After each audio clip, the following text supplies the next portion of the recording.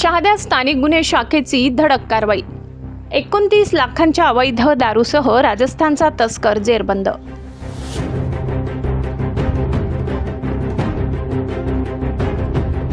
स्थानिक गुन्हे शाखेने शुक्रवारी पहाटे शहादा प्रकाशा रोडवरील शिरूड चौफुली येथे सापळा रचून मोठी कारवाई केली आहे। या कारवाईत 28,87,360 रुपयांचा विदेशी दारूचा साठा आणि पिकअप वाहन जप्त करण्यात आले। MH14 GD 7497 या वाहनाची तपासणी केली असता 217 खोके अवैध दारू आढळून आली। या प्रकरणी देवेंद्र खुमाराम मेघवाल वय 26 राहणार पाली राजस्थान याला पोलिसांनी अटक केली आहे।